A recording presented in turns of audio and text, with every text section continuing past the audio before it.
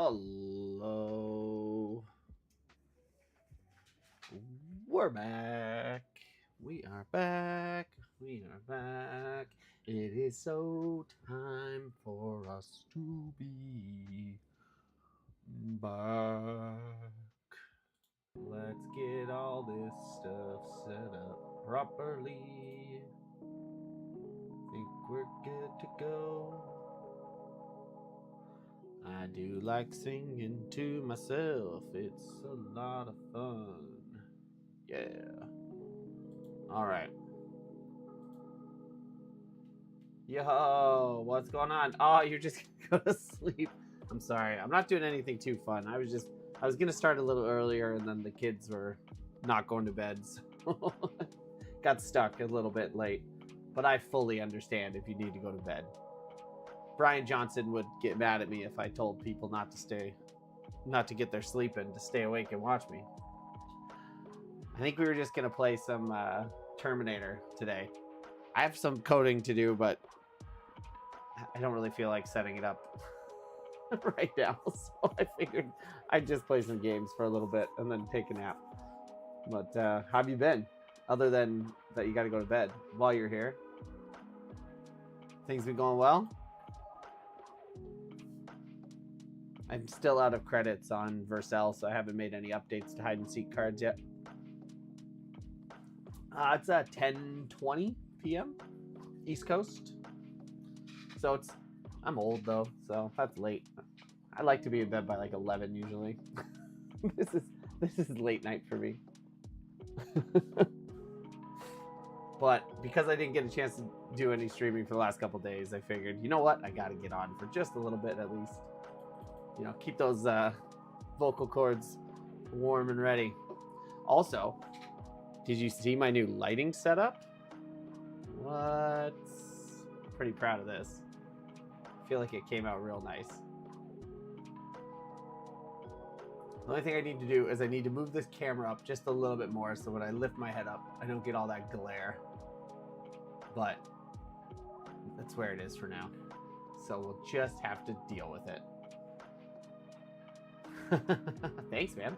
It's pretty wild. I happen to have like 2 LED lights, and then so I was like, I could probably set this up to look a little bit nicer. And then so I have one. It's funny though, the LED lights are so bright that like, so you can see it in the background if I move my head too far because I have a mirror or like a piece of glass back there. But they're literally pointed at the walls instead of like directly on me because they're so bright. And if I point them directly at me, they're like out of control bright. Even if I just move this barn door, like watch this. Oh, that's actually not too bad. But if I actually rotated the light this way, it would yeah, it gets wildly bright very fast. So this is yeah, setting up the new jam, you know? Just trying out new things. I do like this. It definitely softens it up a little bit. The other, when it was just the one light before, the one ring light, it was pretty harsh. Nobody wants to see me that harshly lit. Dude, the Theo follow was recent. I think he started following me after that whole Theo smells code, which just sort of happened. But definitely, that was the surprising one. I've said this before, and you saw my live notification on it? No way. Oh, that's hilarious. That's so funny. I'm gonna have to I'm gonna have to be like, okay, what am I trying to say? I'm getting myself mixed up. Somehow, as a very like reasonably non-technical person, you know, I'm technical enough. I have a weird following of like very technical people on Twitter, especially. Like not so much on here, but like on Twitter. It's really weird. I don't know why, but for some reason I'm followed by some very smart people in the dev space. So I'll take it, you know. I'm not gonna argue it, but it's pretty funny. That's wild though. That's super cool that I got a notification pop up. You have to You should link which video it is. When I go check it out, I'll clip it and get it framed on my ceiling. It'll be on my wall.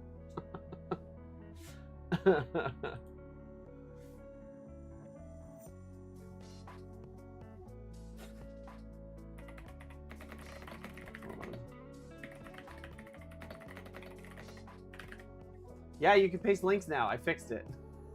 I did finally fix it. I figured out how to do it.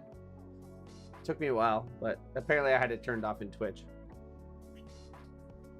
which is why it wasn't working. Yeah, here, we'll pull it up. Check it out. This is my new claim to fame.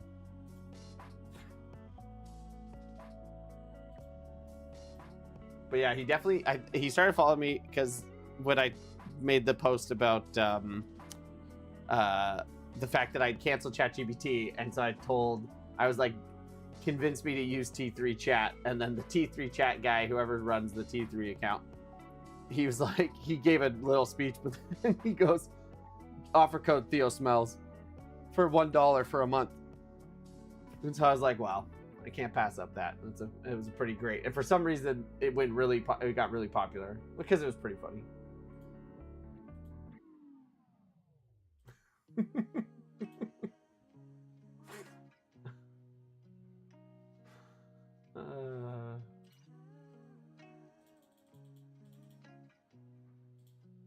All right, here, I'm gonna check that out 1 second.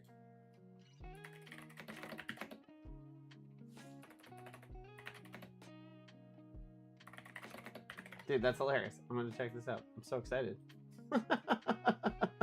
Okay, here, wait. Let me pull it up. I'll pause the old. If I look at coding, boom. Which is one area okay, where here. AI is making the most progress. What we are finding. Can you actually hear this? Far from the world. I think we'll be it's there probably pretty in quiet. 6 months, where AI is writing 90% of the code. At the time, I thought this was one of the most absurd statements I'd heard any tech CEO make in history.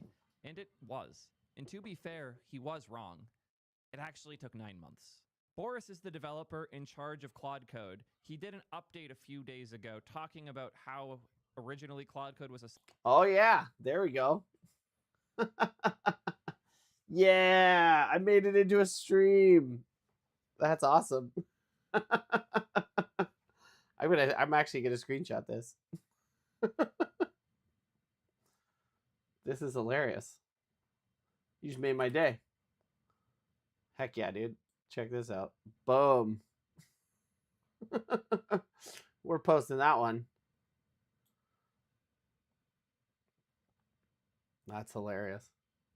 Oh, and then T3. So if you haven't, here, I'll just do this. I've become, without any coercion or anything, a sponsor.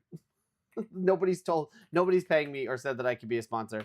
But if you do t3.chat, there was a tweet here. Let me see if I can just find the tweet that I posted. Basically, I had canceled my OpenAI, and I was like, okay, convince me to use T3 chat. And here, let me see if I can pull it up. T3 chats. Okay, here. Oops. Keep forgetting that I'm on a Windows PC. Okay. So I posted this, and let me see if you can see it. Oh, you're already a subscriber? Oh, nice. Yeah, dude, I really like it too. It's been good. I'd used it before, but then I was just so used to using ChatGPT that I didn't move from it. But then finally I was just like, I don't know why I'm paying for ChatGPT. So I posted this, and then whoever runs the T3 chat account did a great job. It's like I'll read it. I just canceled ChatGPT. They offered me a free month, so I've got 1 month to decide where to go. And then so I was like, T3.chat, why should I move to you despite the fact that Theo is involved? Yeah. Oh, you saw this. Yeah, great. And then they posted this with code Theo Smells for the first month, and it actually worked. So then I was like, I've just been constantly talking about the fact that it's the Theo Smells is an actual real discount code, and I find it so funny that I'm trying to get more people to sign up. I'm trying to get Theo or like one of the other people to tell me if they ever will, how many people actually signed up with that code. Like, I made a joke early on, like I should get a referral payments for it. But more than anything else, I'm just so interested. I just want to know like how many people actually signed up for it using that code, because it was awesome. Oh, I didn't even notice this though. Look at that. 69 on the likes. Oh dang. Yeah, so I did message him. So hopefully at some point he'll get back to me, because I would love to know how many people actually signed up for it with that code. I mean, they definitely got me, so. And I'm 100% posting that picture. Thanks for pointing that out. That's huge. I love when that stuff happens. You just randomly end up in somebody else's stream. Oh yeah, well, I was watching a Mr. Beast video with my kid earlier. Kind of love that. Which do you most use in it? So hilariously, probably just because I've been so used to ChatGPT. I've been using ChatGPT for like the conversation stuff, just like asking questions and things like that. And then it's funny because I also have Gemini Pro. The Gemini 3, see, so I already have Gemini Pro because I already had the like Google storage and stuff. So because I have Gemini Pro, it seems like a waste to use it in T3 chat, since I get the AI stuff with Gemini anyways. And so I do use Gemini quite a bit, but then I just use it in the in Gemini's window, because then I can just do the nano bananas and all that's already covered in my subscription. I haven't tried Kimmy. I should try it. It's the one that I haven't really given it a go. Maybe that'll be the next thing. I'll try and I'll see what I can build with Kimmy. I have been building, so for a company I used to work for, in the past few nights, well, the past couple of weeks at night, I've been doing I've been rebuilding some of the website that we built for them, which is just like a custom. But the Gemini app is, yeah, you have Gemini Plus because of the Google Drive. That's what I have too. And then, yeah, the app. And did you see, like, I don't know if you have any of the Google Homes, but like I definitely have a, like 4 years ago, if you were signed up for YouTube Family, they gave away a ton of like Google Homes. So I have like 8 of them. They also gave away a bunch of Stadias at one point. So I think I have like 6 of those just like still in a box. I don't know what I'm going to do with them. Hopefully maybe one day they'll become like collector's items. But I have all these Google Homes, and so I set them up and been using them, and they just switched from like the old Google Assistant. Now you can have like Gemini in all the devices. I'm still torn on it. It's not too bad, but it's definitely weirdly, it's like slower, obviously. And so like certain actions and like questions just seem to take a long time, but it does seem to answer a lot more stuff.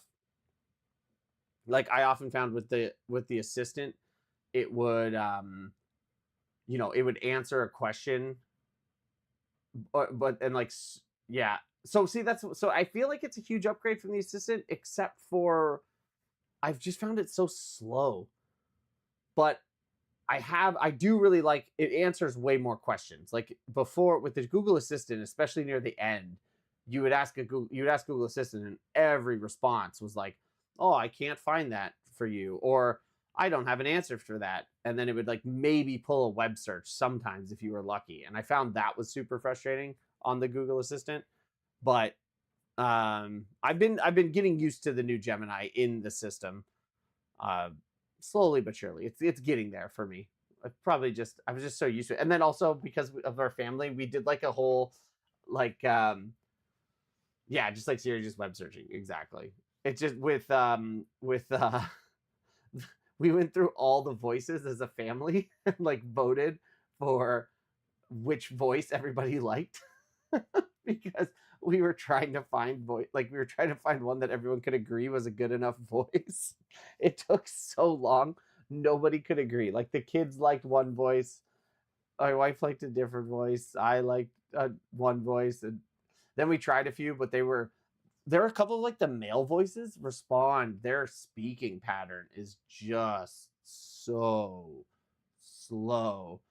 Like you ask the weather and it would take you like 20 minutes to get the answer. Just like the data was there. It just took the AI voice so long to get it out, so we had to bail on those ones. Those ones were too much for us.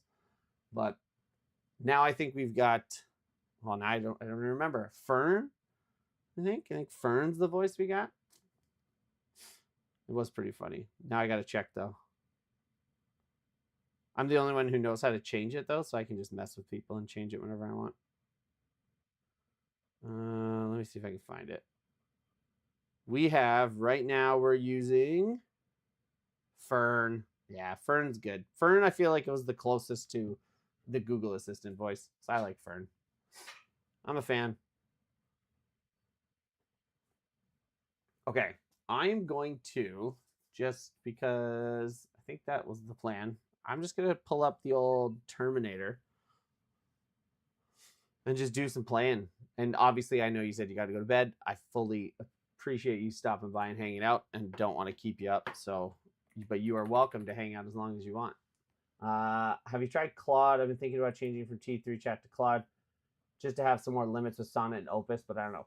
So I use Claude through Cursor because I have had like prepaid for a bunch of Cursor stuff, and so I use Claude through Cursor. So like for coding stuff, I do find Claude really good, and I have really enjoyed using it in Cursor. Oh, I realized I turned off all the music. Hold on. I do like having Claude in. Oh, that was probably pretty loud. Sorry. I like having Claude in Cursor, but I don't really use it for. I don't like having conversations with Claude. Like, I just don't really like asking Claude questions. I don't think it does a good... Like, it's not that it's bad. I just don't find it as good as ChatGPT when it comes to, like, the conversational type questions.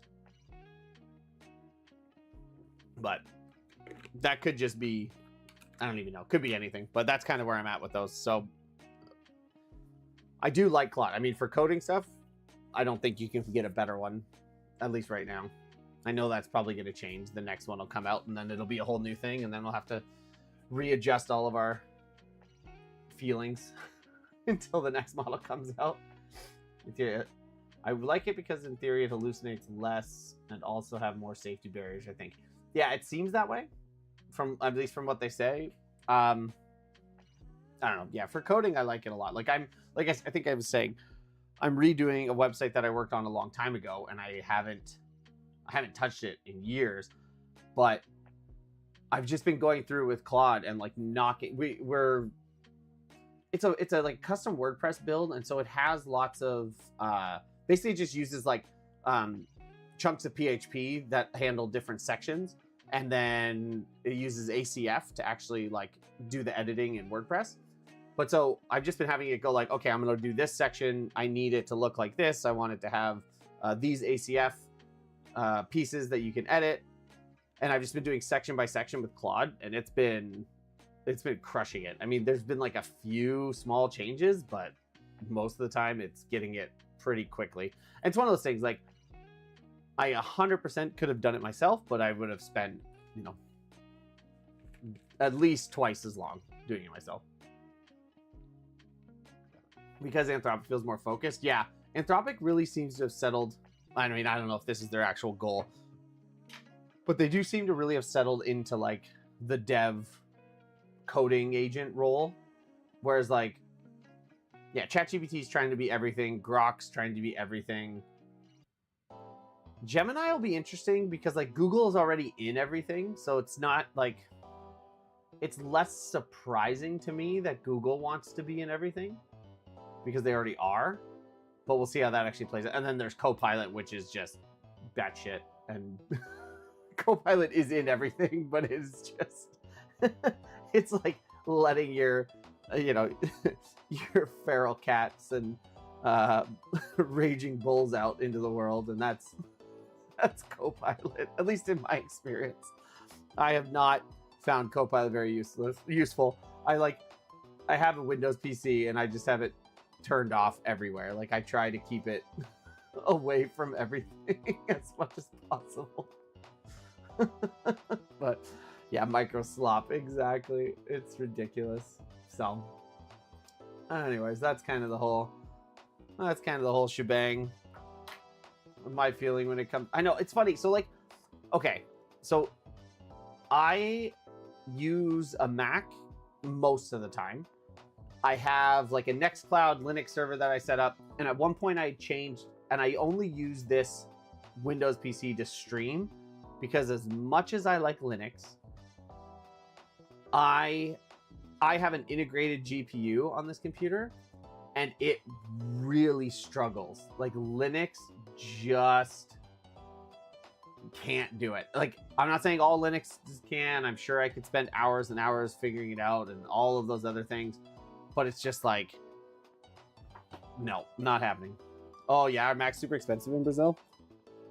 I mean, yeah, I didn't used to use Mac. I always used PC like my whole life, and then I got a job somewhere, and that was like, they bought me like my first MacBook Air,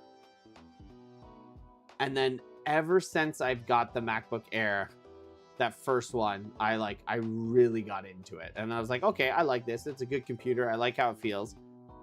And then, you know, I did move over. What I tried to do, yeah, you do have to be patient and have a lot of free time, and the two things that I don't have a lot of.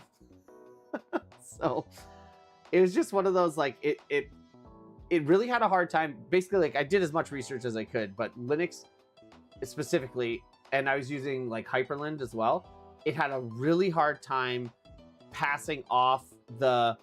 So how I found out this hybrid GPU often works is like, there's an Intel GPU and an NVIDIA GPU that work together.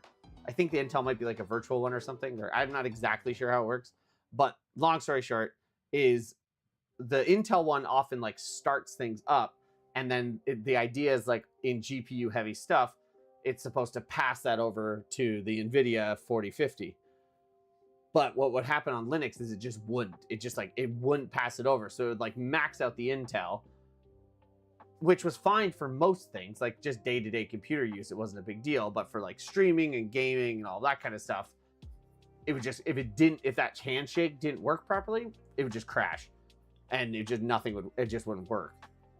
And I spent, gosh, probably like 3 weeks trying to just get it to do it reliably, to do that handoff reliably every time. And then I just was like, I can't. I was like, I just can't. I was like, this is keeping me from streaming now. Like, I want to go stream and I can't do it because Linux, as it exists with my knowledge of Linux, doesn't work. And so I was like, I'll just put Windows back on. Omachi? Yeah, dude, I do love Omachi. Like, that's what I was using before.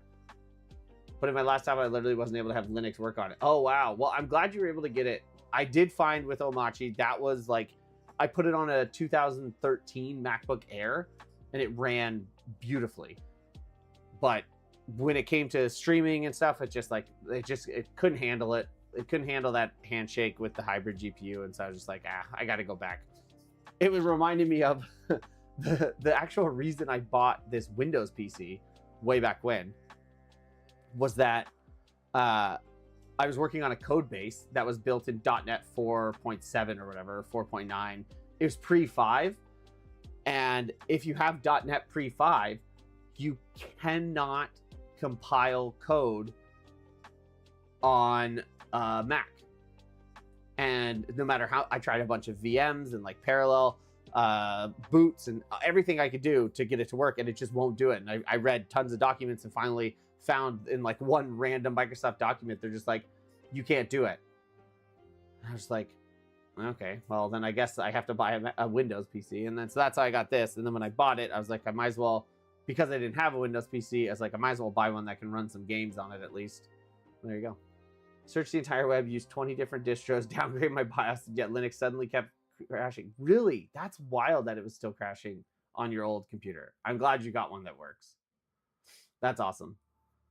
I do really like, I really like Omachi, and if I can ever, if streaming goes really well and I can get like a new computer that has a dedicated GPU, I would happily go back to Linux. Like what I said to the other day, or when I first started using it, is like the Linux, the Omachi setup if you're not a, if you're not like a Linux power user and you just want to try Linux, how much I enjoyed using it felt similar to when I first changed from Windows to Mac. Like, it was just that, oh, this feels like the way it should be. And I know a lot of that has to do with Hyperland, but like, it just really felt like, oh, this is how a computer should work. Like, I really am into this. And so I was a huge fan, but yeah, it just didn't work with streaming on my specific setup. And so that was it.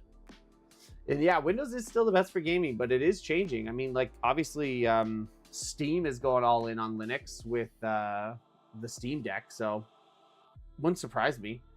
And I will say, even on Omachi, like, and on my PC, as long as the handshake worked and it got off the Intel chip and went to the NVIDIA, gaming was great. It actually ran better on that machine than it was running on my than it runs on Windows. But it just wasn't reliable.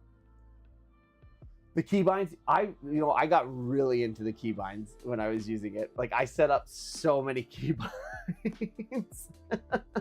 It was really fun for me. I really liked doing that. I thought that was a great time.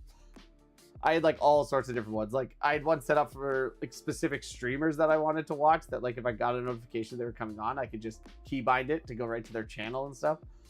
I was very into the keybinds.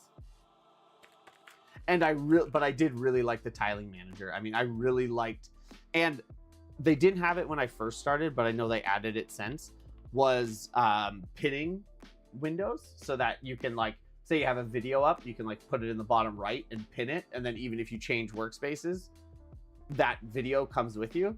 I really like that feature. Again, that was a Hyperland feature, but Omachi hadn't put it in, and now I know. I think it's in there as default now. But that was awesome, because I like to do that a lot. I feel like I can't use a distro that doesn't have a tiling manager. I know. Like, Windows,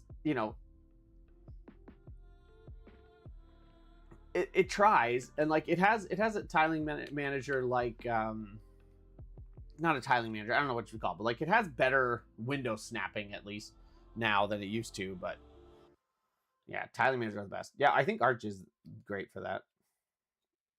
I don't know, it's one of those things. It's like it's a good I think you did a great job. I mean, I really liked it. It was the first time where I felt comfortable enough to like move off Windows and go try it. And it was my daily computer. And it got to the point where I liked it so much that I was using my Mac less because I enjoyed using Omachi so much.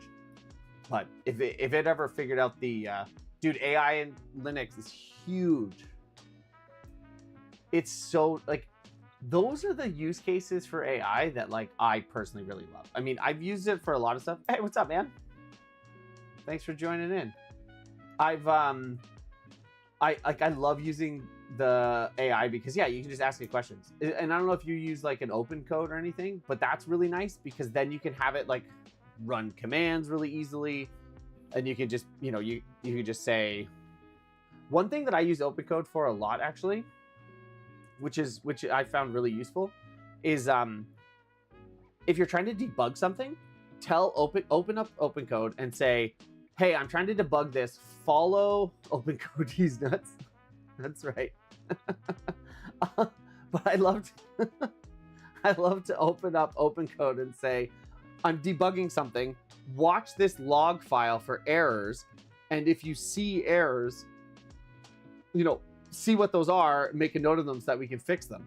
And so many times it would be like, I would run something, it would be monitoring the logs, come up with errors, then I would, stop running whatever it was, and it would say, okay, I watched the log, or I was watching the logs, I noticed this, and this. Yes, it can just watch files. 100%. I don't even think Dax knew that it could do that when I told him that it could do it, but I use that all the time. It's fantastic. No, I mean, so here's the thing. It could be running after the program, but like when I say to watch the file, it's constantly running. So like, I think it's watching the file. As far as I can tell, like if it's not, I would be really surprised, but I don't know how it does it. And I just use the free model. They have one called like Big Pickle. Although now they have like Grok, I think is free. So I just use some of the free models. But yeah, it works really well. I should say this, just to be super clear.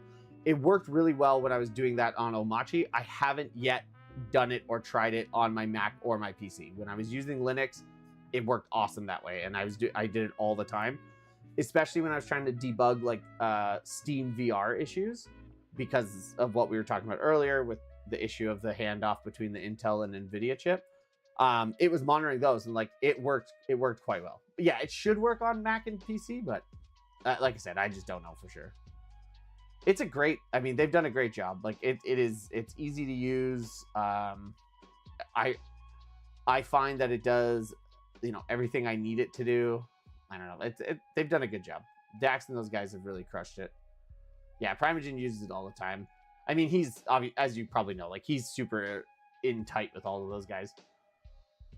But everyone that I've ever talked to that's part of Dax's organization is super nice and friendly. And like, even I submitted a PR once and I was just like, look, I will be straight up. This is AI coded, but it's just something that I think would be interesting. It ended up becoming a really big feature that they were like, I don't think we're ready to put that in yet, but I use it all the time. That's my own feature. So it worked out. But they were super nice about it. They were just like, oh yeah, that's cool. Like and at first it was a bug that I don't like. And then I came up with a solution. It was more convoluted than they wanted. So that was the end of it. But you know, it's not like anyone was a dick about it. They were all really friendly about it. So I saw a guy who kept Claude Code running for 9 hours straight. Is that the like Ralph Wiggum loop stuff that people keep talking about? I would like to try that. I think that would be interesting. I haven't done it, but I do think it would be interesting to see what would happen. So basically, here, let's see.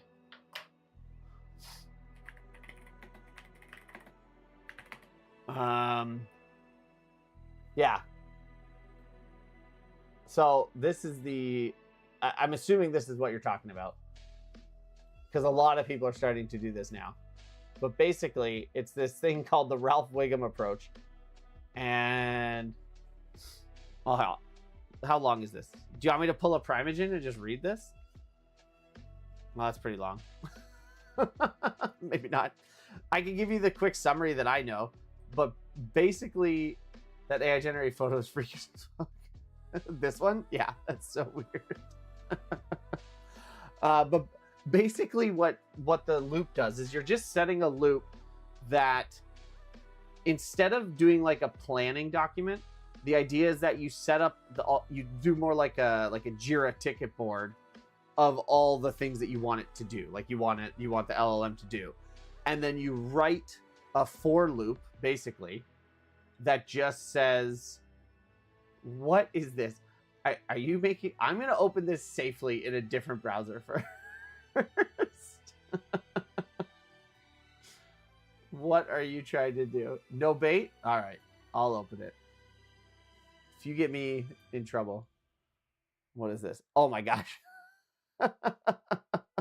Yeah, holy Jesus. This is one article? Oh my goodness.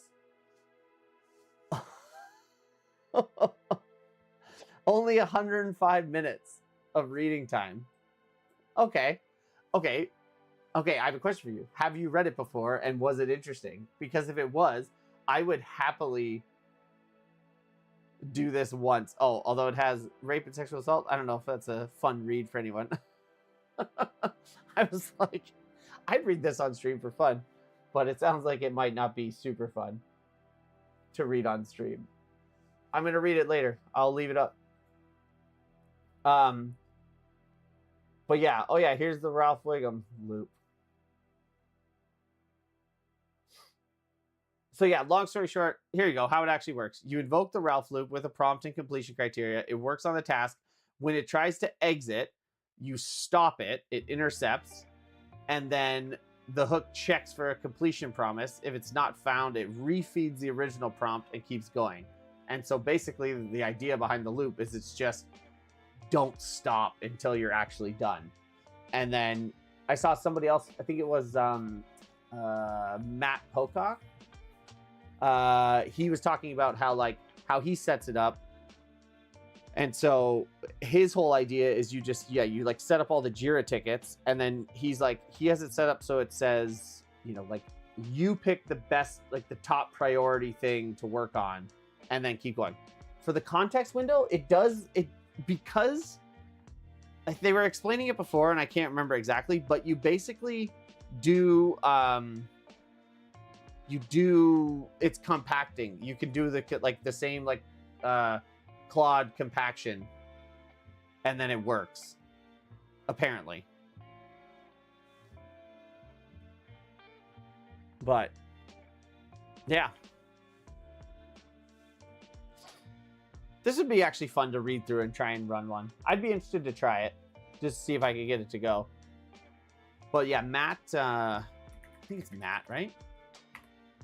Yeah, so this guy, he was talking about, you know, the most famous streamer on Twitch is an AI VTuber? That's ridiculous, but also not surprising. That's where it's going, man. It's going to be VTubers all over. That's it. Real quick, just because I'm thinking about it. If you watch, this video, and I'll link to it because it's actually really good. Or it's really interesting just to see his approach. Oh my gosh, I keep thinking I'm on Mac. Hold on.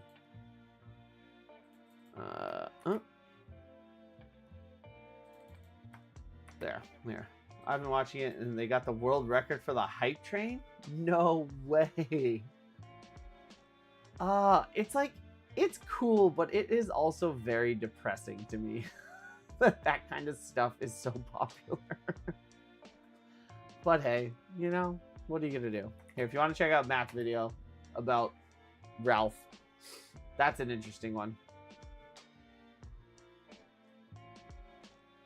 I know, like, I made a post today, just something about, like, there's like a very, in my opinion, there's like a very small thing, a very small piece of the puzzle that AI solves for very well, but it's like, it feels like it's like taken, you know, like a meteor to crash into the earth in order to, like, power a building, is the analogy I'm going for here. Like, it just feels like we have taken this thing and all of the wake that is gonna happen, which I'm sure we're gonna get into worse things as we go, and as more people like me go and try more ambitious things.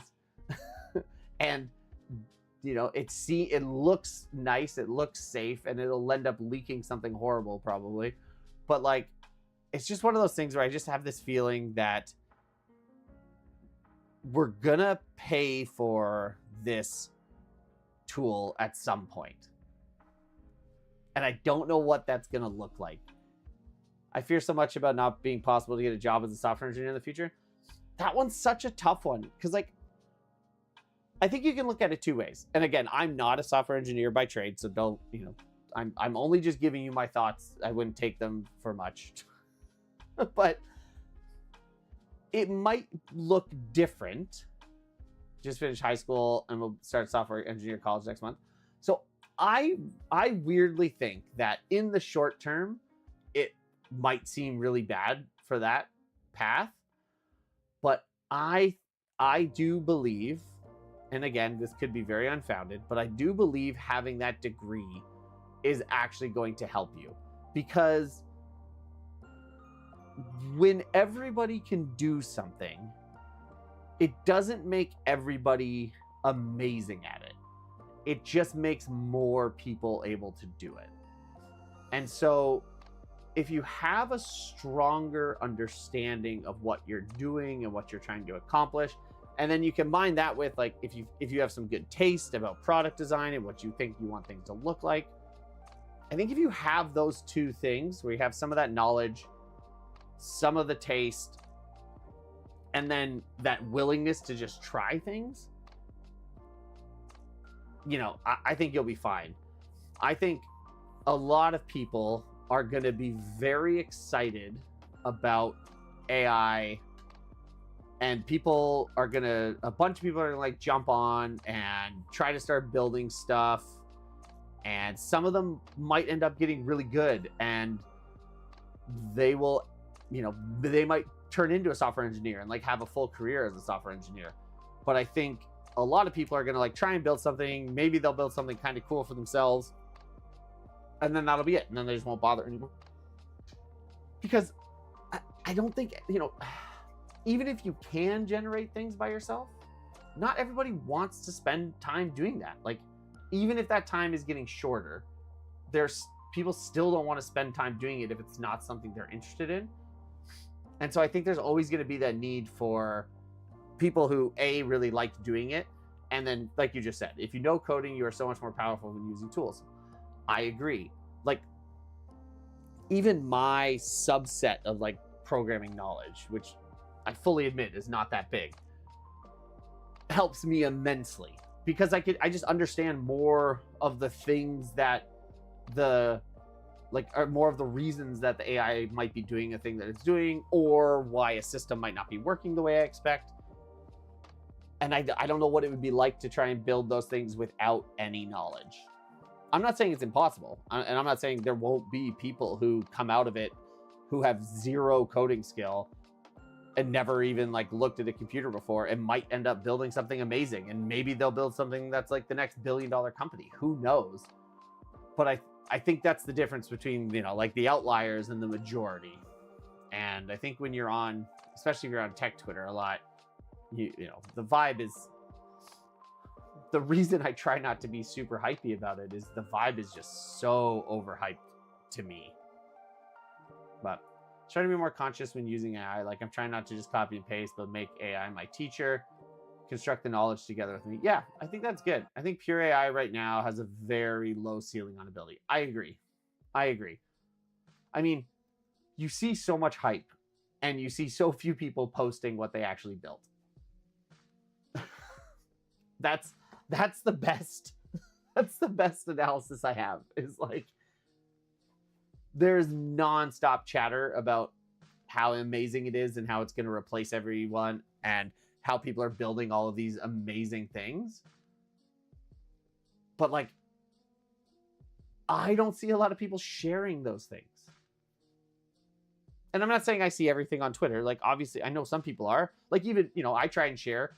I built the card game, which I really like, the hide and seek cards, and it came out awesome, in my opinion. It has some tweaks that I still want to fix, but I ran out of credits, and I don't really want to pay for anymore. But, it works, and it does exactly what I wanted it to do, which is be a game that I can play with my kids. And that's what it is. But like, turning that into like a viable product that like people would pay for or want to use on a reasonable, like a game that people are going to play all the time, or like any of that, that's probably not in the cards. And a lot of that just has to do with, lack of some of the ability, because it was totally vibe coded, to do like some of the smaller refinements easily. But yeah, it does start to fall off at about 1,000 lines. That's, see, so many different people make games with their children with AI. That's, somebody coined the term, it definitely wasn't me, but I really like the term of like friendware. It seems like a great use case because it doesn't have to be perfect. Exactly. And I think that's the idea. Like, that friendware of, hey, I built this cool thing that we can use in our group, is awesome. And I think you can do tons of cool stuff with that. And I think you can make really interesting things, and AI is a great way to do it without having to get too deep. Yeah, friendware is a great term. I don't know who came up with it, to be honest with you, but it's a great term. And I've been using it all the time now, because I think that's what it is. Like, I think you guys are younger, but when I was growing up, when Macromedia Flash came out and everyone started making Flash games and putting them on Newgrounds, like, it was awesome. But like, the game, very few, very, very few of those games became like a big deal. They just were games that existed, and like, you could play them with your friends. And 21 is Unk now. Oh man, don't tell me that. 21 Code Girl, what's going on? How are you? I'm just learning that I am a super Unk, apparently, to the people I'm hanging out with right now. How are you doing? We haven't even started playing any games. We got into AI discussions, as everybody else is doing these days. I was just giving my 2 cents. I'm old, don't worry. Thanks. Dude, I'm almost 40. It's wild. I'll be 40 next year. Well, this year, I guess, technically. Oh man, who would have thought? But yeah, friendware, and I think like using AI tools to like build stuff that you and your friend. Code Girl is a perfect example of using AI to do super cool stuff. By the way, how is the stuff going with how are all the game things going for your kids and like the tools that you're building for what they could view? That was so cool. That was such a I think I told you that was like the big inspiration. What do people call old women? Auntie? We should. I don't know if that's what we're doing, if that's the term we're using right now, but I definitely think auntie would be a good term. Did you see what I ended up doing? I think I shared it with you. So I vibed this one up. So my son invented this card game. It's super easy to play. It's very fun. And like this is when I look at things, like this is to me one of the best uses for AI, because like I could have probably built this over time, but it would have taken me way longer. And like now I got to knock this out, and my son can play it, and I can play it with him, and that's awesome. And as far as I'm concerned, like if that's all I ever use AI for, I'd be very happy with the product. But the hype is just killer. It's just destroying me. I can't handle it. Card games are fun to build. They're really cool. What's you should share the link. I turned links on. You should share the link. Or, I don't remember. Is the stuff that you built, can anybody access it right now, or is it just for your home use? I know you're sharing some like screenshots and stuff, and they were super cool. But if people can visit, you're welcome to share it, because I love checking out other people's stuff. There's not a whole lot there. It was cool. I don't know. Hey, what you had is cool to me. Oh, now I'm playing this game. I forgot. Oh, I got myself out. Well, that was easy. Self-elimination. So just as a like side note, when my son invented that rule as part of this game, it became like the most fun game to play in person. Because when people self-eliminate, everybody just loses their mind. Which is awesome. Oh yeah, here we go. Rainbows, cupcakes, and unicorns. Like, see, this is, but you just, I don't want to speak for you, but you like coded this yourself, right? Because you are a very talented developer. The Primogen birthday? I haven't seen that. All right, I'll open that up. Let's check this one out too. All right, let's check out the Primogen birthday. Yeah. The Primogen Spire. Welcome, Prime, to the Spire so tall it rises each year to honor it all. At the base lie relics, both curious and true, each shaping the path that's waiting for you. Choose with care, let the journey unfold, for dangers and laughter alike will take hold. And before you depart, don't fail to see your inbox holds something prepared secretly. Choose the starting route. This is awesome. Kinesis, +1 draw at each turn. Vim motions, +10 max HP. VS code, take damage, -10% damage. Oh, here, I should zoom this in a little bit. Hold on. Will it wreck? Okay, there, that's a little better for you guys. This is awesome. I already like this. Vim motions, obviously. I know I zoomed in, so I'm sorry if I'm not giving this the best look by zooming. But I just want people... you can all see that, right? There. I'll do that zoom. This is amazing. Click a node to climb the way. Happy birthday, Prime, with coffee in hand and code on your side. The Primogen inspires the treacherous ride. Gremlins await and errors conspire, but cake lies ahead at the top of the spire. Did you write all these poems too? This is really good. Click a node to climb the way. Random event, birthday themed encounter, unknown outcome, potential row. This is amazing.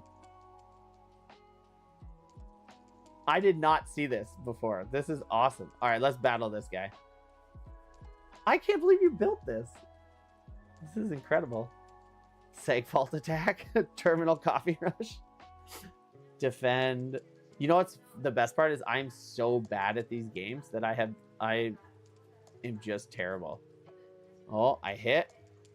Then what should I do? Should I defend? Terminal coffee rush, +2 energy. Oh, gain 4. Oh, I need to draw one. That's a good one. Yeah. Boom. What happens if I run out of cards? Took many hours. I believe it. Oh, I'm done. I'd use so many cards. All right. Here we go. We're going to beat this old man judo. What else do I want to do? We'll just attack again. We're going for the attack. Heal 5, heal 5. We're going to end turn. Okay. Oh, man. He got me. Seg fault. Oh, I think we... Oh, we're 2 points away. We're so close. Yes. Oh, no. I thought I was going to get him on that one. What do I need to do? Gain 5 block? What's that do? Whoa, block. Duh, now I get it. I'm just using all sorts of things. Let's use some heal. Why not? Let's use more heal. This is very cool. Okay, let's get him. Yeah. This is awesome. Very cool. I'm leaving this open because I'm going to play this more later. And then for the people who are interested, or just because I asked you, this is super cool. Lemonade stand. Have you seen my lemonade stand game? This is super cool. I have a problem. People tell me that when I do this, it doesn't come off the right way. But when somebody has something that reminds me of something I've done, I get really excited to share it with them.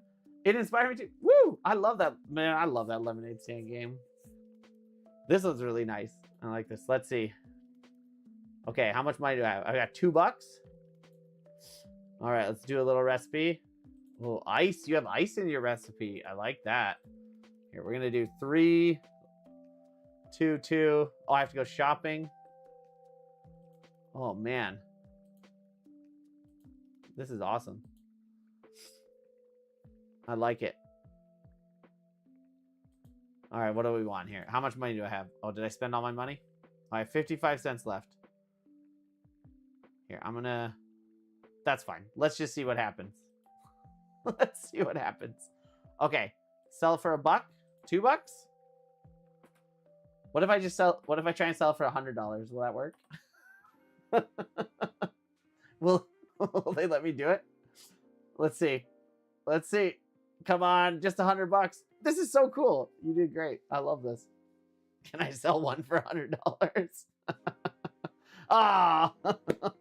Didn't work out. This is awesome. I love it. This is so cool. I love that you built this for your kids. Like, this is the kind of stuff that I love. Here, what can we draw? Here, I'll draw my favorite face that I always draw. I'm really bad at drawing with a mouse, by the way.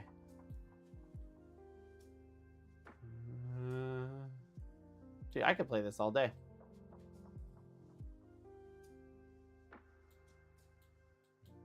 All right, let's see if I can get this right.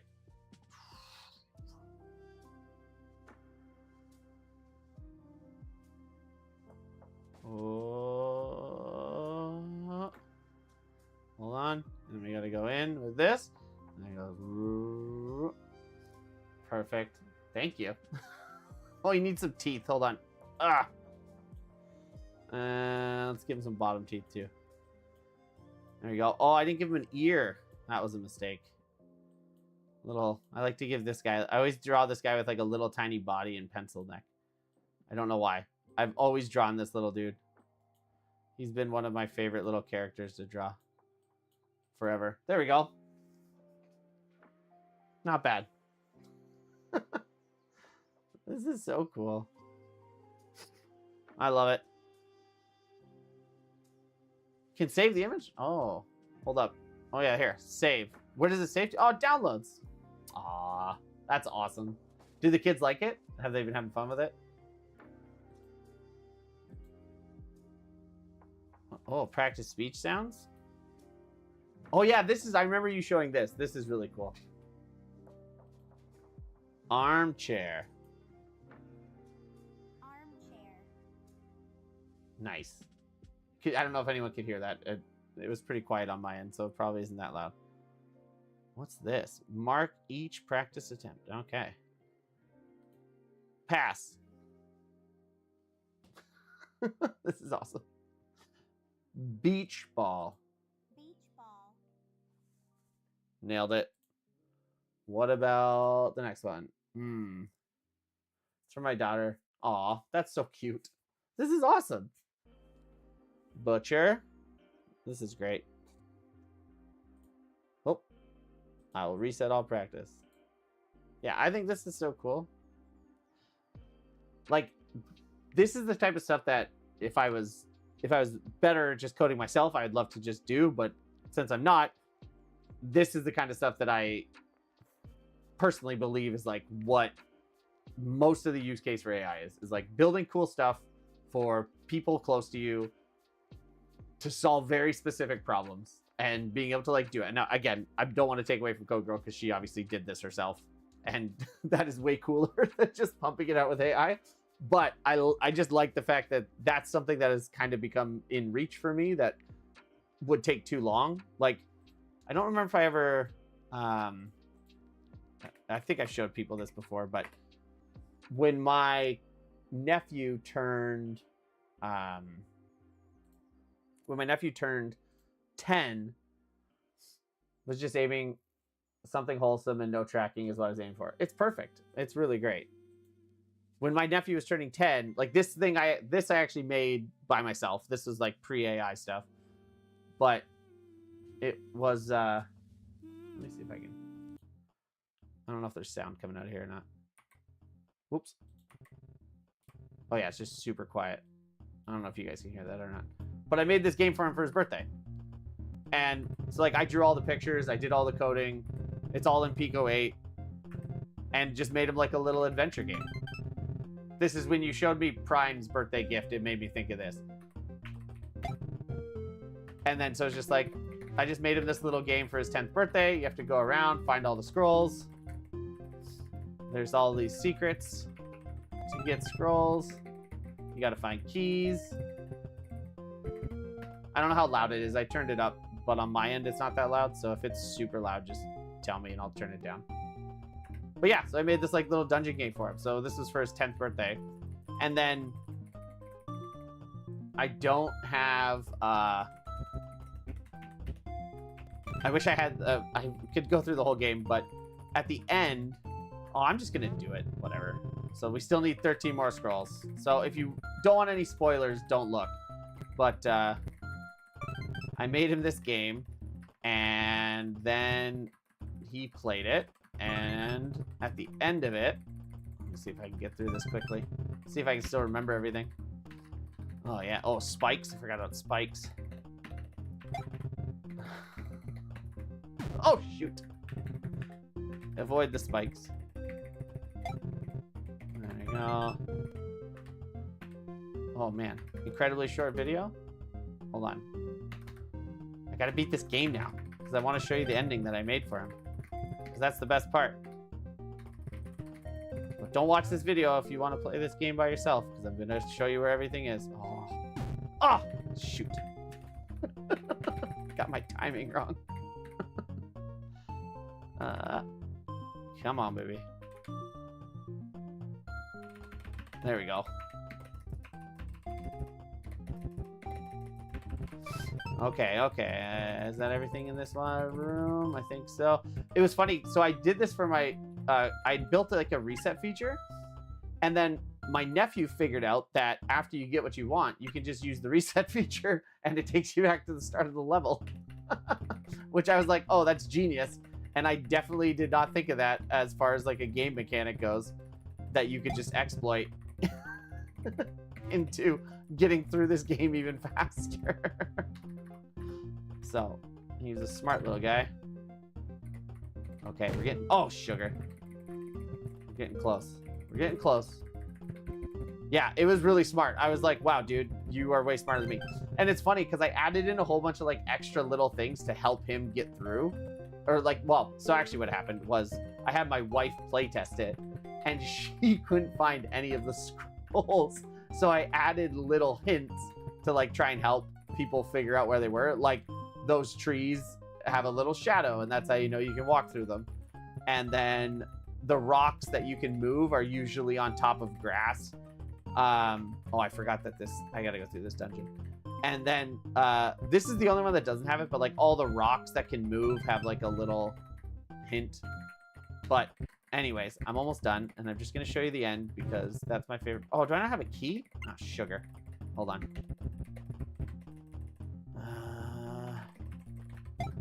Oh, there it is. Okay. See, like that was supposed to be kind of like an arrow made out of grass so that you knew where the key was.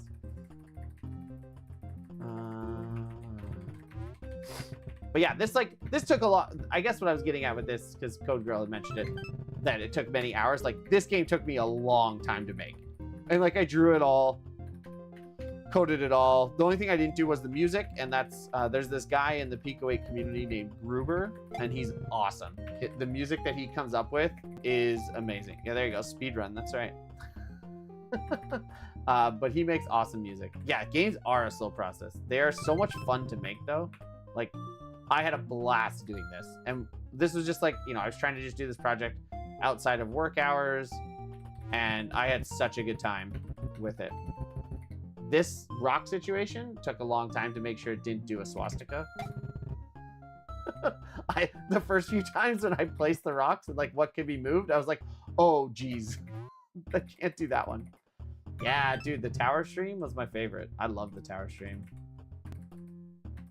I would love to go like do one of those. That's like a dream. That would be just such a blast to sit and hang out with people that are fun and just make games. Did you actually show up to the tower stream, or did you just watch it? I know like there were a whole bunch of guests at the second one, so I don't even really know who showed up anymore. The Suno songs? Yeah, dude. Those were wild. Began is a master of those. Is there any more? I just want to miss anything. Okay. Oh, I'm missing one. Which one am I missing? Shoot. Is it up here? No. Okay. We gotta find one more. No, I just watched. Yeah, it was so much fun. I didn't want to ask Brian about going, though. I'm sure he would have said yes. Yeah, he probably would have. It seemed like they were having such a good time. It was absolute chaos and amazing. Oh, I found a scroll. Okay. I think I got them all. Okay, ready? This is all I wanted to show you. That's literally the only reason I played this whole thing. But you guys did notice the 10 clue, right? I thought that was a good one.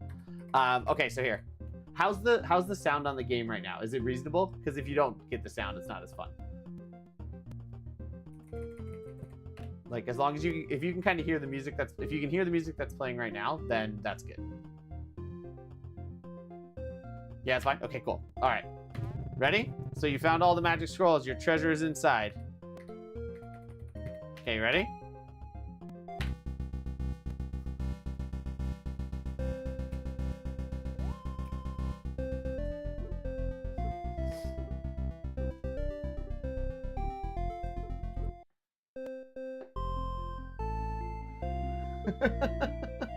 I loved it. And then so that's what all the scrolls were. Each scroll was a letter for the code for a gift card for Nintendo Switch games. And that was his 10th birthday present, and I've never been able to top it since. So that was I really went big on his 10th birthday, and then I can't top it. I got nothing else. But that was a lot of fun. Making those games are really fun. He's a really nice guy. Saying this after hanging out with him several times.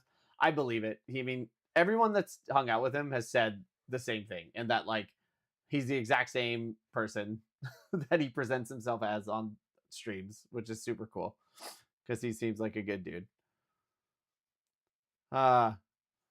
Okay, so we got to try out Rainbows, Cupcakes, and Unicorns. Awesome. And I'm glad that I have this, and I'm definitely going to show this to my daughter, who is 6, and she's going to lose her mind because of the color scheme. And she'll be very happy about that. And then I also am definitely going to play this game later and try and beat the Prime birthday game. Oh, I should have looked in here. You said to look. Did you say to look at the end or at the beginning? I can't remember from your instructions now. But this is awesome. What did you build this in, just out of curiosity? Because it's really cool. Prime beat it? That's good. It would have been hilarious. He's like playing it for months and months and months and just can't beat it. It's in Vanilla.js. Nice. Oh, that's awesome. I really like doing, I do really enjoy coding stuff in vanilla like vanilla HTML, CSS, and JS. I don't know. It's just kind of fun. Maybe it's because I'm old. He found a bug first, then once I fixed it, he beat it. Oh, nice. I mean, it wouldn't be a game released without a few bugs, right? Okay. What do you think? I was gonna play a little bit of some Terminator just while we're chit-chatting, because for no good reason other than I felt like playing Terminator. I also, here, this was like, I don't care about anything else in this site that I made other than all I really focused on this site was these tiles. And these tiles are pure CSS and I love them. Oh, although I tried to go to a local site and that's not what I wanted. These tiles, I was so happy with these, and that's just straight CSS, and that's it. And they're awesome, and I was very proud of them. Ignore the rest of the site, but that part was really cool. Okay, react to this very short video. Oh man, risky clicks. Let's do it. What is this? Oh my gosh. C++ is absolutely atrocious. First of all, there's like 20 different ways to initialize a variable. That's probably super loud, isn't it? Dude, you are killing me. Wrote a 300-page textbook. React to this. Oh my god. That is insane. A 2-hour video on C++. Oh. You know what? Hey, I'm always looking for new things to do. Why not? I remember when I was younger and like I wanted to learn how to code, and I got a C++ book, and I think I read like the intro, and then at that time I was just kind of like, I think I'm out. I don't think this is for me.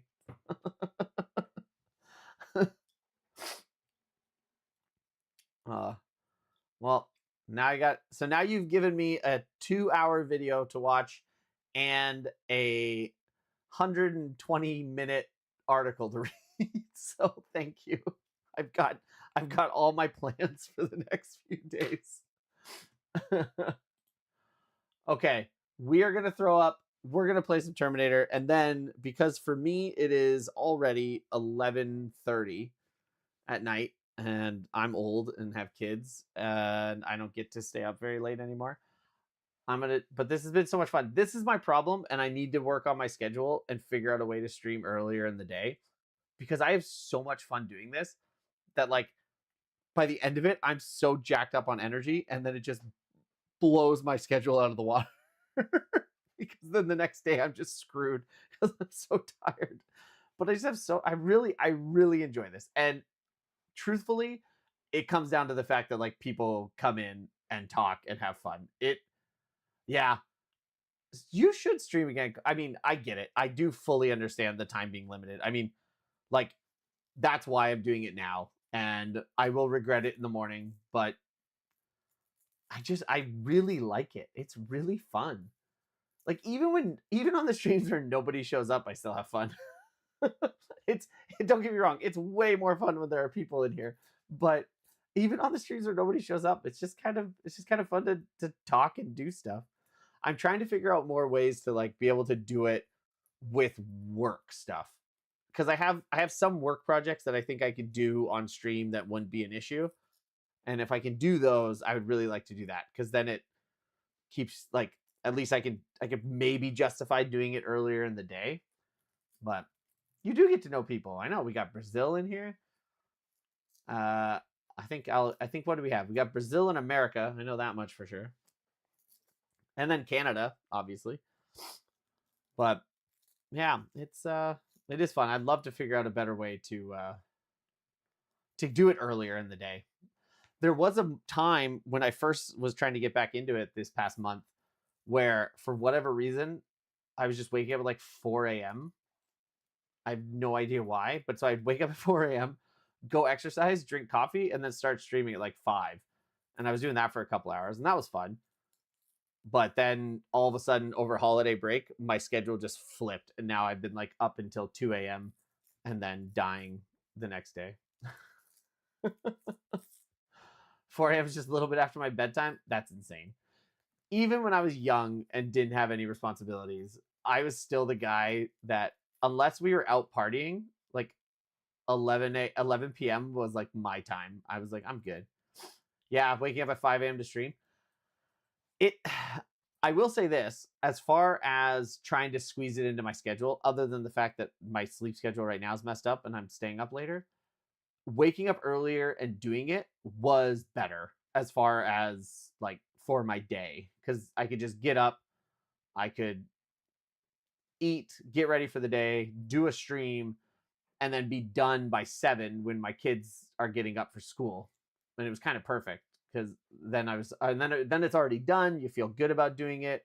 And like I said, because it really energizes me, it actually like woke me up and got me excited. So I do like that more than night streaming personally, but it's one of those weird trade-offs where like I need a reset day so that I can not stream. I just need to like not stream at night, but also get to bed early enough so that I can I can switch over to doing it in the morning.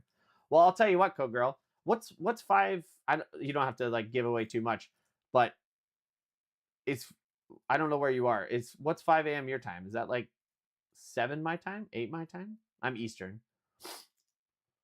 I guess it's 11:30 right now my time. Because I'm just saying, if you start getting up at that time to do it, 3 hours behind, that's even easier. If you start getting up at 5, I will make sure to watch it, because that's perfect. 8 a.m. I'll be up. Kids are just getting out the door. I will come watch your streams to help make sure that you have at least one person there. I do think streaming from the West Coast is a way better deal. Like, it's almost, I could actually understand why people would like move out west just to stream, because that time zone is way better for streaming. East Coast is the worst. It's good for some things, but it's the worst for a lot of things. Yeah, you do. I do really. I remember. So I used to live in Arizona. I was there for like 10 years, and when I was there, everybody that I was hanging out with really loved football, and so it was great because you could like, you'd wake up and you get the afternoon game in the morning, which is awesome. So you like wake up, have breakfast, watch a football game, then you'd have lunch, and then the late afternoon games would be starting, which is like your early afternoon game. And then so by the time the night game comes on, it's really only like dinner time, evening. It was the best. I did that time zone I like it. I mean, as long as you're not trying to trade on the stock market, you're probably good. West Coast. I like it. So that's my deal to you, though. If you start streaming at 5 a.m., I'll make sure to turn it on. So you've got, I mean, I'm sure you get more than, you'll get more than me, but you have a guaranteed one. I will make sure it gets turned on when you come on. I'll already be at my computer, so it's perfect. Yeah, that's the only downside is like, if you're trying to trade. I mean, I knew guys that would like, I used to know some people that lived out west in Canada. They lived in BC. And so they would like wake up at, whatever, 2 in the morning, 3 in the morning, do a bunch of trades, be done their day by 10 a.m. and then just, mess around, do whatever they wanted, sleep. But they were also getting up at, like 2 or 3 in the morning every single time, which it's, I guess, once you're used to it, it's not that big of a deal. It's just you just got to get into the schedule. And then with kids, though, that throws everything off. I mean, once you have kids, especially young kids, as you know, and they have activities and after school stuff, and then life just gets out of control in the best possible way, as far as I'm concerned. Okay, here, I'm going to, just as a note, I'm still here to chit chat, but hey, Michio, what's up? Back on Windows after a year. It's so strange. Stranger in a strange land. Dude, I know. Windows has gotten out of control. I mean, is it even called Windows anymore? It's not. I think it's just Copilot. Everything's just Copilot, is it not?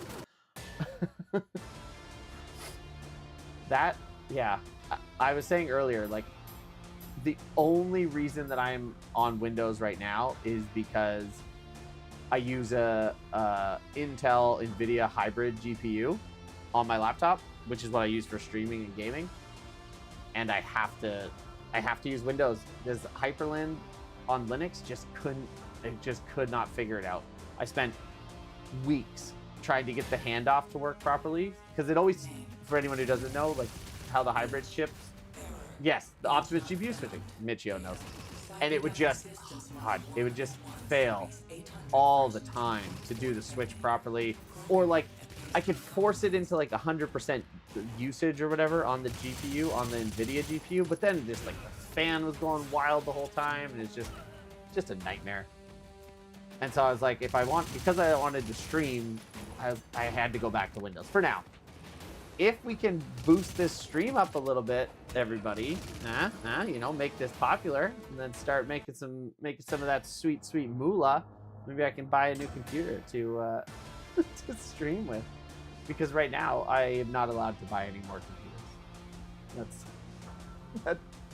That is a firm that is a firm message that I've received. There are to be no more new computers purchased. So the deal is, if I can turn this into something that makes enough money to buy a computer, then I'm allowed to buy a computer. And for all you young people, it does happen like that sometimes. you just gotta roll with it. System is 5 years old, but at least it's high-end 5 years. So that's the two laptops that I have.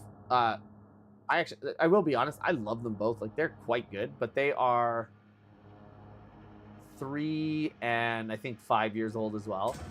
But when the MacBook Air M2 came out, I bought it and I beefed it up. So I gave it 24 gigabytes of RAM. And so it's been great, because it has no fan and I can still run like local LLMs. It's not amazing, but I can do it. It has enough juice to do it, but it doesn't have a GPU because it's a MacBook Air.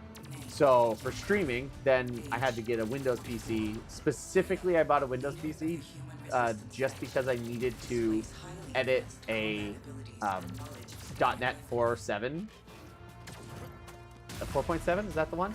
I had to do that, .NET, and you can't compile it on a Mac. It has to be on Windows, because after 5, then you can start compiling on Macs, but before 5 you couldn't. So anyway, so then I bought a Samsung Ultrabook. I don't remember why I chose it, but it has the hybrid 4050 GPU. So like for somebody like me, it can game pretty well. It can stream decently enough. Like, it's not perfect, but it does a pretty good job streaming. Oh my gosh, I just realized I didn't press record. Oh. Darn it. I'm so mad at myself. I meant to press record. The only downside to this Ultrabook is it only has 16 gigs of RAM, which sucks. And that was the highest I could get. But yeah, the M2 was good. The M4, I haven't tried it, but the M2 is really good. 32 gigs of RAM, 1 terabyte disk. Yeah, that's key. I will say I'm a big fan of, like, if I buy a computer, I try to max it out as much as I can, because then I try and keep it as long as humanly possible. Basically, until it gives out, I will keep it. Seems to work out pretty well so far. Doesn't happen that often, but every once in a while. Oh, I can't believe I forgot to record this locally. I spent so much time earlier setting up like separate tracks for the recording, so that I could record it and pull out music or like video game audio, and like make sure that the voice was still on the whole time. I spent hours I was testing so many things, and then I just straight up didn't press the button. Oh, so dumb. So dumb. Ah, well, I guess any clips I'm gonna make out of this will just have to be the compressed Twitch stream quality.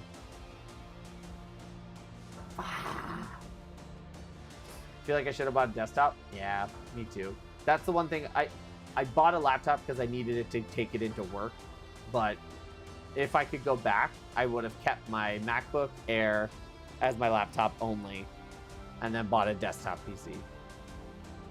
Next time. We'll see what happens. All right. I almost got through this game, by the way. It's awesome. Oh, I need to turn on sound on my end. I can't hear it. Oops. There we go. Oh, yeah.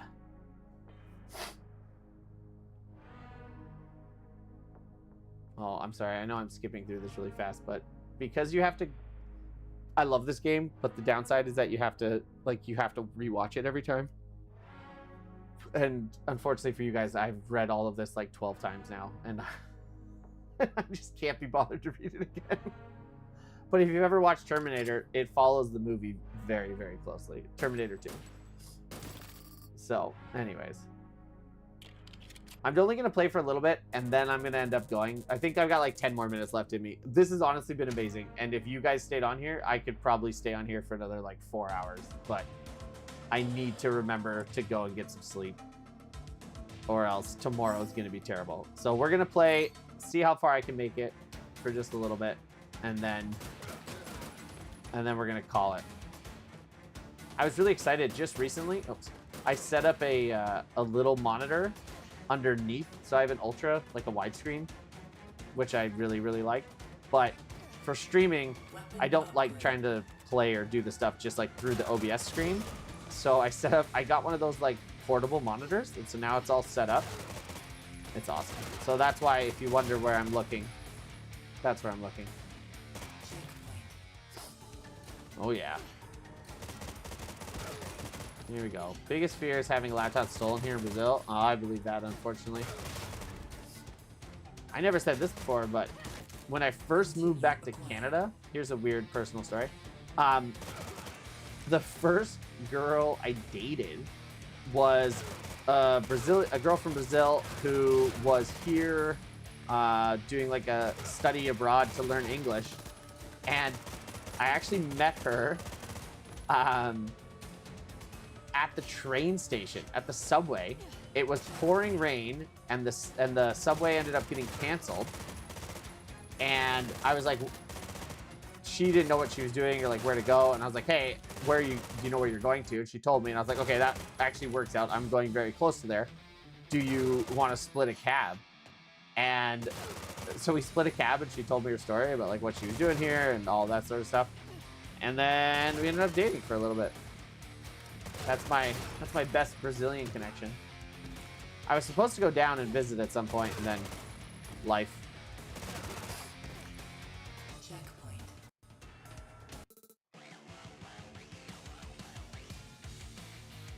Warning. Yeah, now she's like a plastic surgeon or something. I found out this boss has a big flaw, which is you just literally sit in that one spot. And you can destroy that boss very quickly.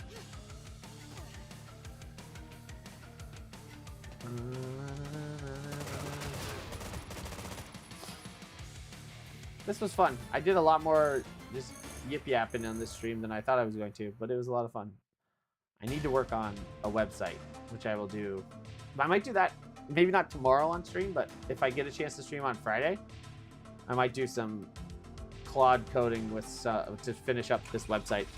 I was talking a little bit about it earlier, but I've been breaking it up into these little chunks to have Claude knock it out, and it's been awesome. It's been going so much faster than if I had to do it myself. Like, it's all just PHP. It's a custom WordPress backend, so it still uses PHP, but then it also uses ACF. I don't know how many of you guys done a lot of WordPress dev, but that's like basically you like build your own plugin that allows you to do whatever you want, basically, on the WordPress backend. And so I've been using that, which has been awesome. Because we had done it the same way on the old website. And so now I'm just redoing it.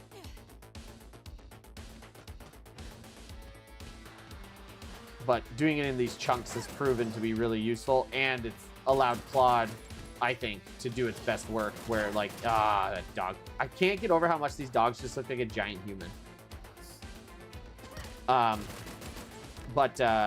Yeah, I found that it's allowed Claude not to mess up as much.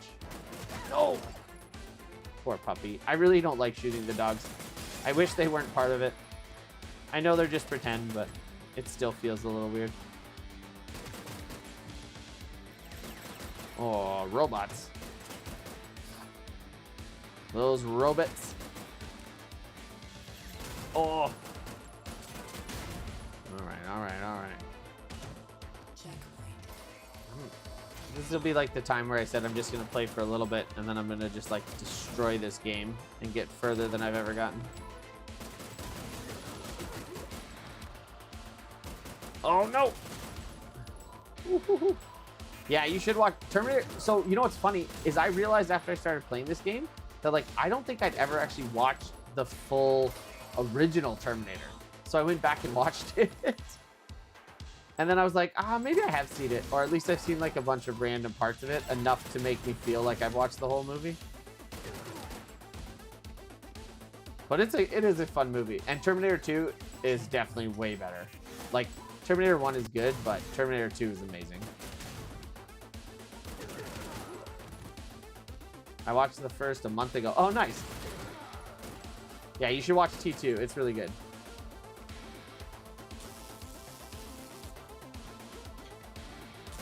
Blade Runner is awesome. I love Blade Runner. And I actually really like the whatever it was, 2040, whatever the heck the name was, the new one. I really like that one too. I thought they did a great job. I don't know though. I love movies. I'm not a great critic.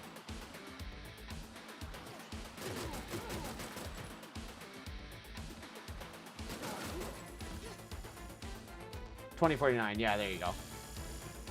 Yeah, I'm a bad critic though. I find like it's probably healthier in life, but I can find something that I like about most things. It's very rare that there will be something that I'm just like, this was total and utter, oh shit, total and utter garbage. That doesn't happen very often. Some things. I can think of one thing actually. There was this like Peter Pan movie that came out, like a live action Peter Pan movie. Don't worry, not like Hook. That movie was amazing, but it was so bad. I remember walking out of the theater. I don't remember what it was, like 2002, 2003 maybe. But oh, it was terrible. It's the only movie that I've ever actually walked out of. I was there with my high school girlfriend at the time, and it was just, oh, it's so bad. Personality. My personality is based on every movie I watch. Yeah, I definitely feel that. I'll watch a movie and be like, I could be this thing. That makes me want to watch Hackers. I love that movie. It's so great. Hack the planet. Hey, I'm crushing it right now, by the way. I didn't even realize how good I was doing. It's the distraction. Oh, Mr. Robot? Yes. Okay, hold up. Hold up. You ready for this? I don't know if I've told you this before. Obviously not, because you just asked if I'd watched it. On Reddit, so there is evidence about this. After I think like the second episode, I called one of the big twists of the first season, and nobody believed me. Everybody thought I was being ridiculous. I'll try not to, no spoilers. If you have not watched Mr. Robot, plug your ears for the next 2 seconds. But I called the fact that, everybody ready? I feel like everybody in here has watched it. I'm about, almost, hold on. It was one of the big twists. Not all of the twists, but it was one of the big ones. And it was that Elliot and Darlene were brother and sister. I think I called that at like, I called that for like the first or second episode, like super early on, and nobody believed me. Everyone was like, no. Oh my gosh, you I haven't watched it. Shut up. If you haven't watched, I gave so much time. I gave so much time. It won't ruin the show anyways, but it was a good plot twist that I called. I was pretty impressed with it. And nobody believed me. Everybody was like, Halt and Catch Fire is amazing. I love that show. I've rewatched that show like 3 times. Oh, it's such. I really like. You know what? So I like that show for the same reason that I really like For All Mankind on Apple Plus. Where it's like the alternate history, where it's kind of, it has like elements of truth about like things and events that happen, but then there's obviously like a lot of alternative, like all these other fictional pieces built on it. I really like that style of storytelling. Yeah, For All Mankind was amazing. Halt to Catch Fire was amazing. Mr. Robot was incredible. Yeah, I don't know. I like all that stuff. I definitely like to build stuff, but I am 100% like a media consumer. If there's a good show, I get way into them. I'm not like an obsessive person who like, I don't like buy a bunch of paraphernalia for things. Like I love Star Wars, but like I don't have a ton of Star Wars stuff. That's just not my style. But I love watching them and getting into the stories and that kind of stuff. Pluribus has been really good too. You know what though? Okay, I gotta say, Pluribus is a little slow. I do think it's picked up a little bit now that like towards the end of the first season. So hopefully the second season will come in a little faster because they have established enough stuff. But my favorite Apple TV show by far, for like, and I think it's honestly my favorite for only a couple lines throughout the whole series, but Shrinking, I love that show. I think that is just one of the most enjoyable watching experiences. Like every episode I enjoy, and when it's done I look forward to the next one, and I don't get that way about a lot of shows. Yeah, the concept of Pluribus is perfect right now, for sure. There's another show on Apple that I haven't watched yet, but people have been talking a lot about it. It's like another sci-fi show. I don't know. I feel like I've had this conversation before, but Apple TV is like they promote nothing when it comes to their TV shows, and I think they have one of the best streaming lineups of like all services. Like, so many of their shows are so good, and they like barely talk about it. I almost never see advertising for it. Like I rarely see them, like Apple, pushing it, but all of their shows are so good. I feel like it's sort of changing. It's slowly changing, but I remember I started signing up for Apple, I don't know, like 3 years ago, and there have just been so many good shows that I've really enjoyed, and they never talk about them, it seems. Yeah, they do seem to prioritize quality over quantity. I agree. They do have like some weird ones, but a lot of Apple shows are really good. And what's another show that I just started watching? Oh, have you guys been watching the Fallout series? I really liked the first season, so I'm just getting into the second season now, but I know that's not Apple, but that's another show that's on the list of things. The F1 movie was amazing. Okay, so here's like, okay, here we go. Season 2 has been really good at Fallout. Yeah, I've been enjoying it so far. I think a new one came out yesterday or today. I haven't watched that one yet, but I've caught up other than that. Okay, here's my story that hopefully, you don't judge me too harshly, but I always enjoyed drinking, and I kind of quit drinking over the last 2 years. But that was always like my go-to, and I always had lots of friends who like really like to smoke weed and take gummies and all that sort of stuff, and that was just never really my thing. It always just made me tired, and I never wanted to pay attention. But for some reason, I got it in my head that it would be really fun to take a gummy and go watch F1 in IMAX. And it absolutely was a good choice. my kids and wife were out of town for the weekend, so I was like, I was by myself in the house. I had nothing to do. It just so happened that the movie had come out, and I was just like, you know what? why not? Let's see what happens. And I did it, and it was awesome. It was such a fun experience. I had way too much fun doing that. But that was like the only I haven't done that in like years and years and years and years. And then I just decided randomly, I was like, I'm gonna do it. Yeah, oh yeah, Interstellar or Oppenheimer on IMAX would be incredible. That would be sweet. We've kind of gone into a weird phase of talking about movies, but this reminded me of one of the last movies I cried in. Well, other than kids movies, they get me all the time. But I went and watched that Sandra Bullock Gravity movie by myself, and there was like nobody else in the theater. It was so empty, and then that whole movie was just like about emptiness and being alone and like all of this stuff that I walked out. I like by the end of the movie I was just bawling, and I walked out of the theater, and I called, at the time she was my girlfriend, and I called her, and I was just like, I don't know what's happening, like this is just so sad, like we're so alone and small and insignificant. It hit me so hard, and I just didn't know what to do with myself. And it was just this overwhelming feeling of like being alone in the world. And it was wild. It was wild. Great movie though. I really liked it. I thought it was fun.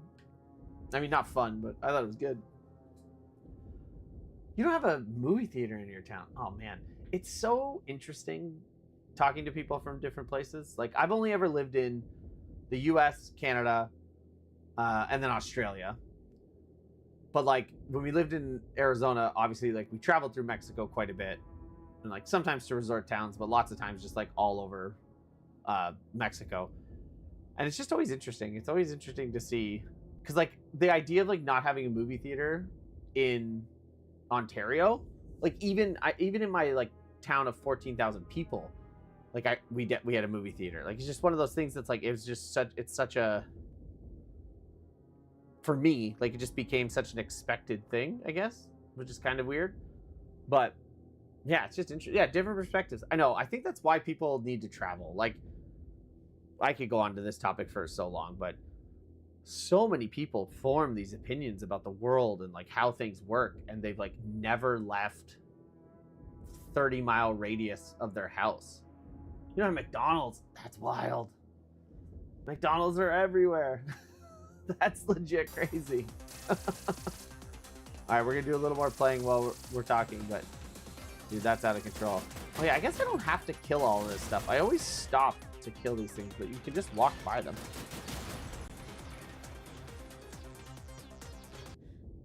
I don't need to travel. I hate all societies equally except Japan because it's an autistic nation. You have a, okay, hold up. Your city's 37,000 people, and you don't have a McDonald's or a movie theater? That is wild to me. I mean, I get it, but it's also wild to me. Man. Yeah. I do love, oh shucks. I do like the perspectives of hearing how other people live their lives. It's just fascinating. Because everything is so different depending on where you go. And I think so many people get caught in a little bubble. They don't even realize.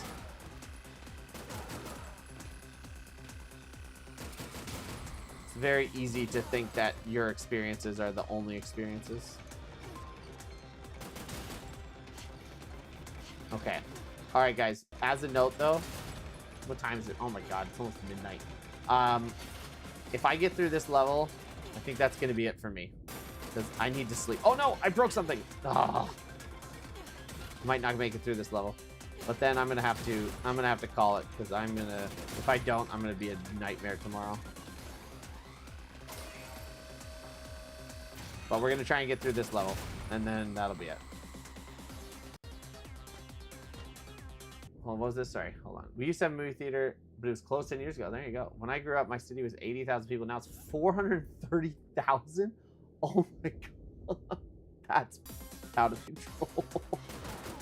That is a huge, huge growth. What drove the growth, do you know? It was just like jobs.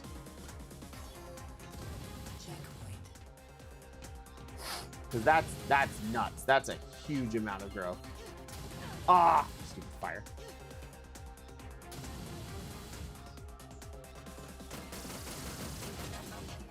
Continue acquired.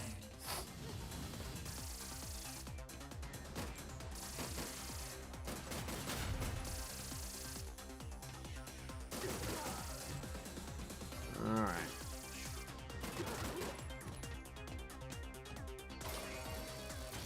Arizona's fastest growing state. New supplement. Oh, is that where you are? You're in Arizona? Did I know that? I'm sorry if I did.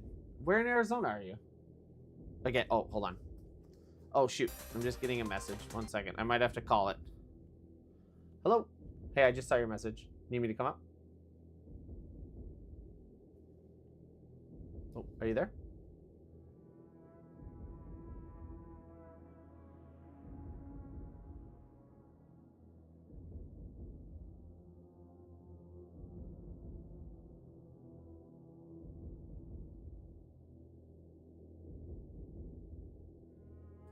Sorry, I had to take a call, and I gotta go take care of a child who is waking up in the middle of the night. So, we're calling it. Thank you guys for coming. I really appreciate it, but I gotta go. I'm still working on trying to do like 3 times a week. So, hopefully I'll see you guys soon. Sorry, I'm gonna have to cut this one short and just bust out of here really fast. But really, really thank you. And we'll talk soon.